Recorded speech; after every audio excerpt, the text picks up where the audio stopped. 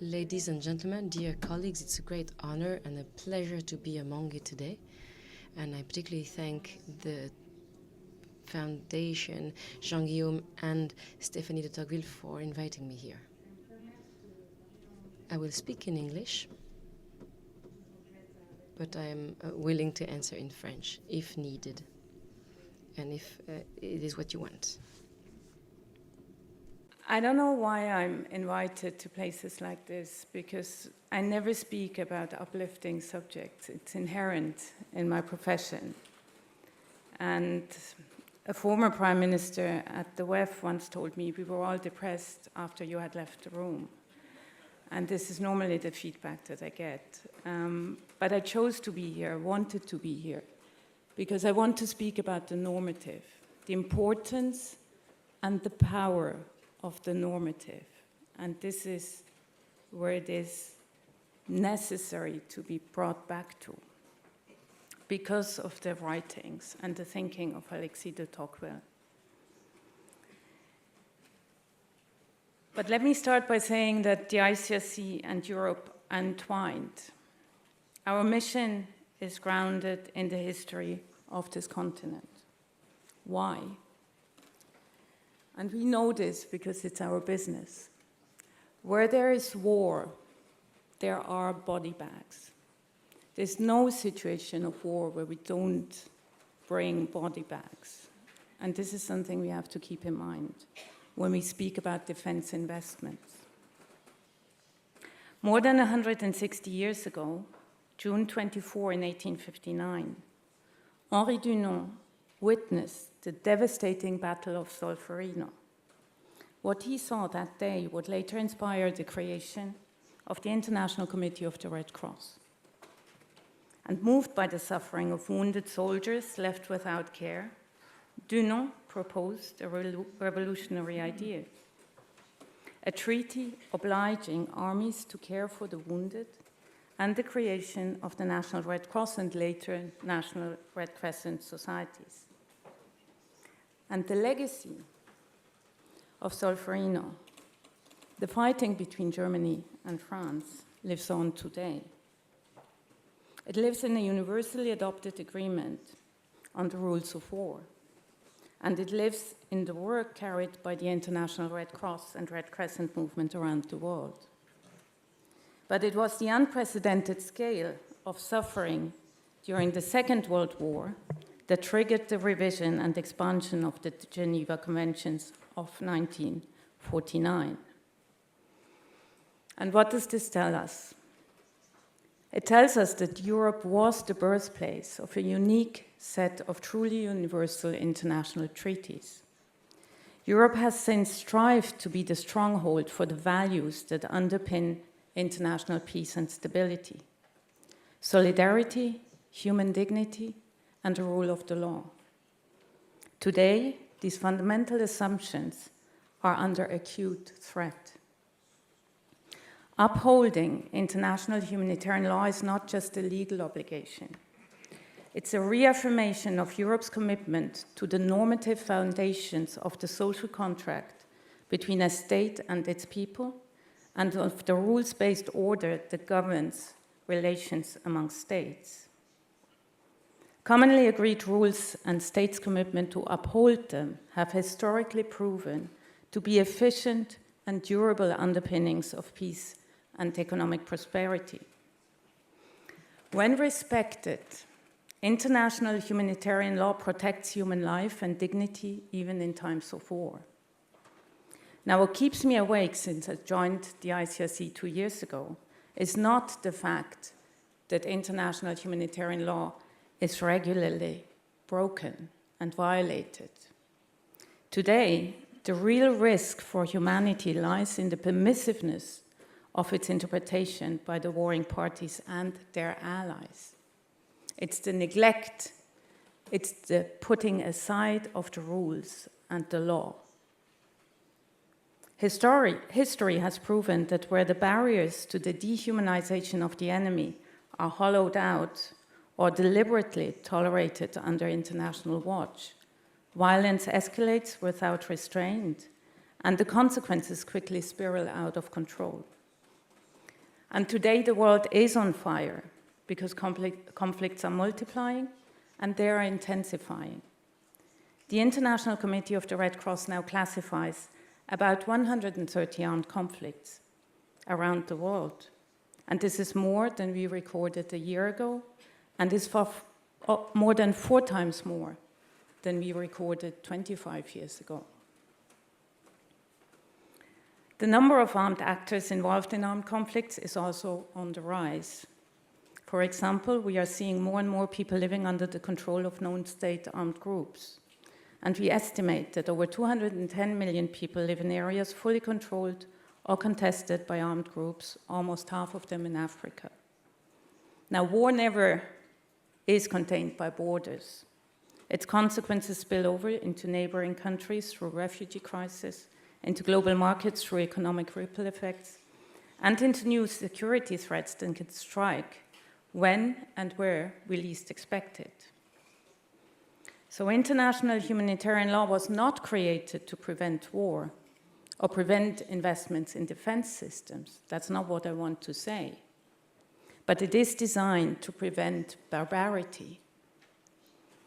But if states do not stand firmly behind these rules, they accept the possibility of irreversible destruction and limitless suffering.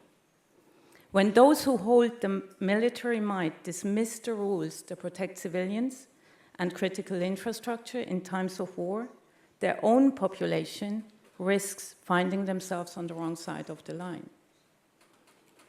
Defending the normative frameworks that underlie multilateralism and international cooperation is not political weakness, it is political courage. It is an investment in stability and prosperity and survival at the time of tectonic and yet very blurring and unpredictable geopolitical shifts. And there cannot be room for double standards, because a human life is a human life. When international humanitarian law is applied selectively, it becomes a tool of politics and not protection. No one wants to live in a world where the rules of war apply to your enemies, but not to yourselves or your allies. Ignoring these rules is a race to the moral bottom, a fast track to what philosophers call the state of nature, the all against all, and we don't want to go there. Denouncing your enemies in public, and I live this every day, denouncing your enemies in public statements does not mean you're standing up for the rules of war. It is merely political positioning, because no one fights alone. I had the opportunity to speak to the UN Security Council last September and again a month ago. At both occasions, I underlined that states need to call their allies when their allies violate the rules of war and demand that they stop. Denouncing their enemies does very little, if anything, and we see this on the ground, to change the realities for civilians living through war. The Geneva Conventions are clear. To ensure respect means that each state must not only comply with IHL itself, but has a duty to take protective measures to promote respect for IHL by others. This applies universally, meaning that third-party states, those not involved in conflict, also bear responsibility to act when serious violations occur. You don't have to pull the trigger to make yourselves complicit. When the rules are applied selectively, they lose their protective power. Double standards not only undermine the law, they fuel impunity, prolonged suffering, and erode trust amongst peoples and states.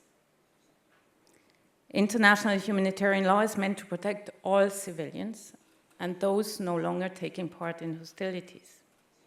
It was designed to address double standards in warfare. Under IHL, all parties should be treated equally in conflict, and the same rules apply no matter what side of the line you're on. And this is not an abstract issue, because when IHL is respected, all sides benefit. It saves lives, it prevents torture, sexual violence, and hostage-taking. And we know about hostage-taking because our own staff is regularly taken hostage. It requires that hospitals, homes, and schools have to be spared from hostilities. It demands that all those who are captured and detained in conflict be treated humanely. And it specifies that the wounded and sick must be cared for, and the civilians have the right to receive unimpeded humanitarian assistance. Now, when states invoke exceptionalism, claiming that their circumstances place them above the law, they do more than bend the rules. They erode the very foundation of the legal framework designed to protect their own people. Every state has ratified the Geneva Conventions. Their obligations are not optional, nor are they contingent on how the war started. States cannot justify targeting civilians, civilian infrastructure, or disproportionately attacking military objectives by invoking self-defense. The strength of these rules lies in the consistent enforcement and political will to put humanity first, and especially when it's hard to do so. The rules of war also apply equally to those not taking part in the fighting, including those captured. These protections are not dependent on the status assigned to the detainee by the detaining authority.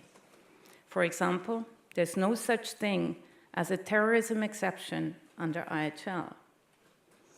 And the rules of war apply to everyone captured in conflict. This means that torture and cruel, inhumane, and degrading treatment is always prohibited.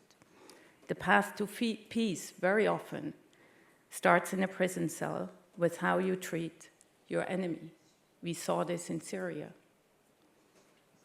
International humanitarian law is not made for the hopeful days of peace. It is made for humanity's darkest days. When armed conflict rages and people are in grave danger, it is essential that states do not take the route of pulling away from treaties or conventions that keep vulnerable people safe and mitigate the horrors of war. And we are witnesses to European countries now thinking and planning to leave some key humanitarian treaties. Double standards and exceptionalism are not unique to the West. But if European identity is to embody certain values, you must apply the same standards to yourselves and your allies as you protect onto others. The world is looking for moral leadership, and our youth is looking for moral leadership. And this starts with seeing all human beings as equal. I want to address also the numbness, the risk of numbness, because there was a time when the world was shocked by bodies broken by bombs, by starving children. There was the Band-Aid concert. Now we scroll past them. What happens to human dignity? We don't know when live streams atrocity provoke words, but no reactions, no real action. And what happens when we become numb to suffering? Because in Gaza today, we are watching a people be entirely stripped of their human dignity. If this does not shock our collective consciousness, I ask you, what will? We cannot become complacent in the face of such human suffering. And don't forget, there are still hostages held in Gaza as well. And just as we must guard against double standards in the application of the law, we must also confront double standards in our compassion. A child's life in Gaza is worth exactly the same as a child's life in Israel. A child's life in Ukraine is worth the same as the one in Russia. A child's life in France is worth the same as one in Sudan, Myanmar, and the Democratic Republic of the Congo. If we subconsciously rank human life, put human dignity on a scale, believing that one life is more deserving of protection and dignity than the other.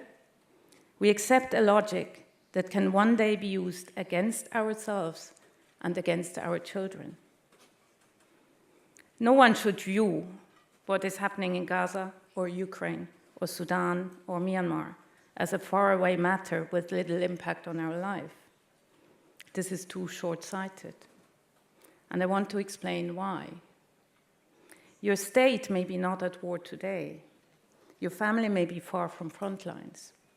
But tides turn, and we saw this over the last 5 years. New conflicts erupt.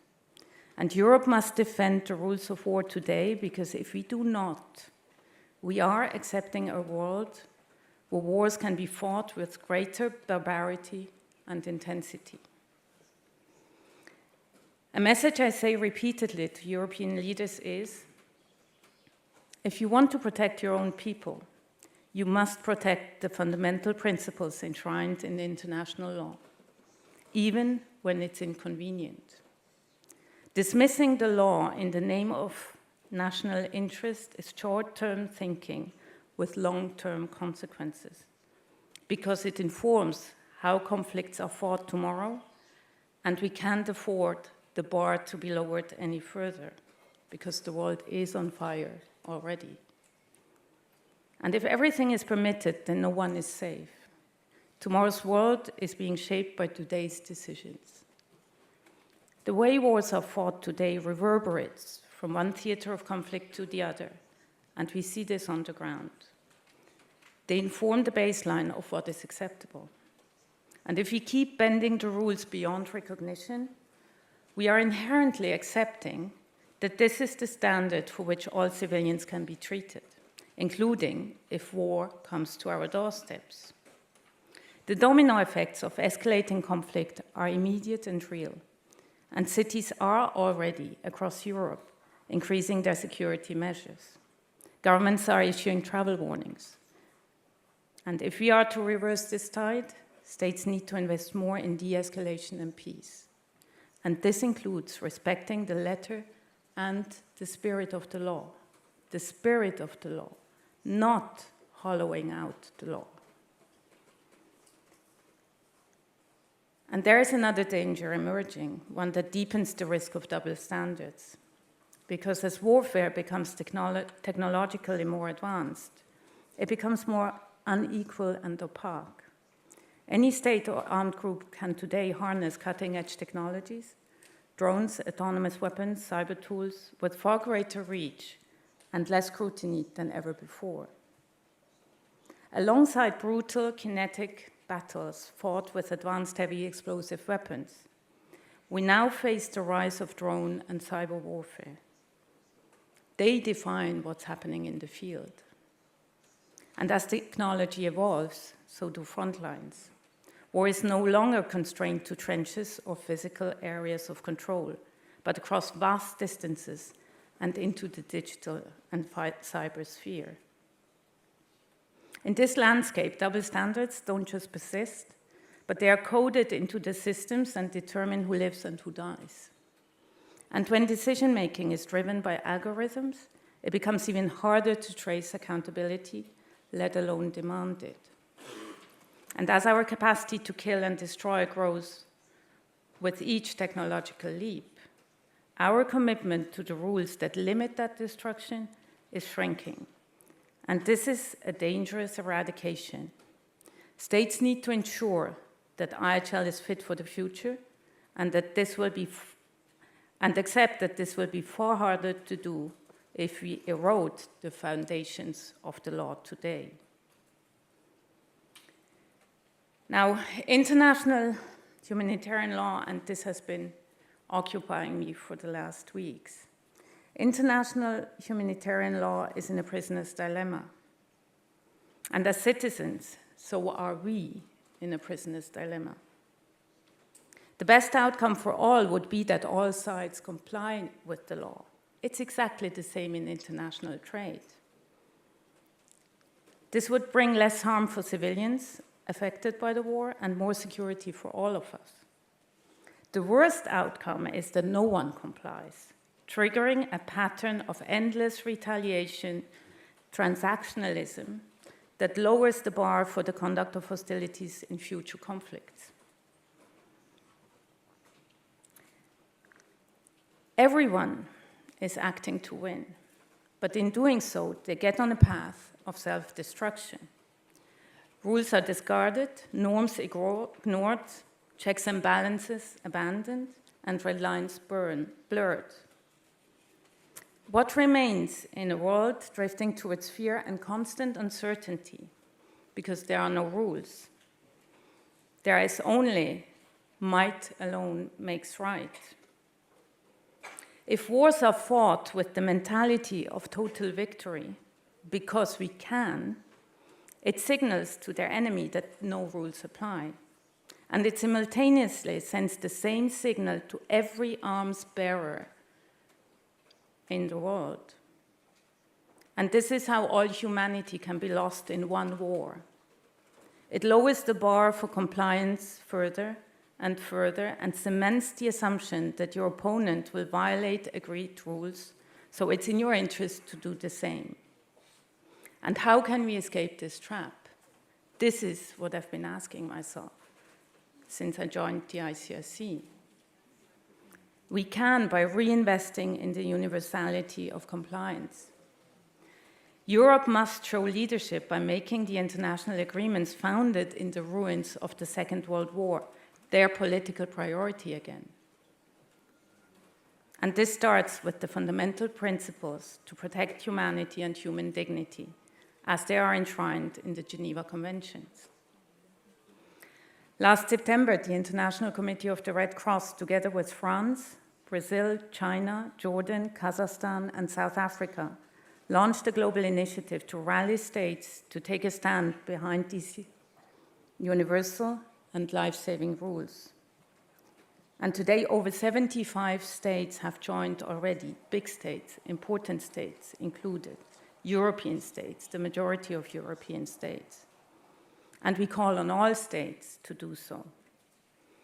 This is an exceptional effort that these countries took, including France, because the current situation demands it. We needed to find ways to break through the geopolitical silos and create a novel multilateral platform to revive respect for the rules of war. Now, states from all parts of the world simultaneously seizing the opportunity created by the global initiative with a genuine effort to escape that very prisoner's dilemma. It creates a platform for all states to show their commitment to upholding the rules of war together, all at once, in their national capacity, and not because they are coerced to do so. It is a chance for world leaders to be clear that 80 years after the world saw some of the history's worst crimes, they will preserve a normative space that protects our future generations. And Europe is and has to play a leading role in this global initiative and support France in its effort. We need European states to assert and stand up for the moral high ground within the continent, but also beyond. And this is the concrete leadership that is needed today. And I want to conclude by saying that to accept endless war is to accept a world perpetually on fire, where cycles of violence, suffering, and destruction become the norm rather than the exception. This path is not inevitable, but changing course demands moral clarity, political will, and courage. But it first and foremost requires a vision for peace. And today, Europe is prioritizing defense spending while reducing humanitarian assistance. And this paradox can only hold if Europe's leaders put the values and the principles they preach into practice. European leaders must loudly and unequivocally defend the rules of war, not out of convenience or of political calculation, but as a long-term investment in global peace, stability, and prosperity. More must be done to end wars, to find ways to de-escalate. And if it's defense investment, so be it. But that begins, that investment in de-escalation, with Europe holding itself and its allies to the same standards that it expects of others. This is a very decisive moment for Europe. We have to make it one that upholds the rules of war, that invests in the respect and ensures the respect of the rules of war. European leaders must recommit to preserving the power of a rules-based order against the might of violence. I studied philosophy, and I graduated in philosophy, but also in international law.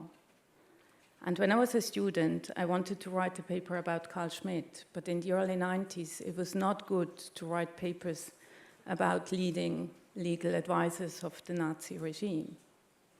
I did write a paper about Schmitt's concept of the political, and I found something in that essay or book, or whatever you want to call it, that struck me 30 years ago. Carl Schmitt said, whether you believe in the good, whether you believe that the human is in essence good or bad, at the end of the day is an anthropological decision. I believe politicians should take the decision that the human in essence is good, because if they don't, it becomes very difficult to serve the interests of their own people and to defend their rights. Thank you very much.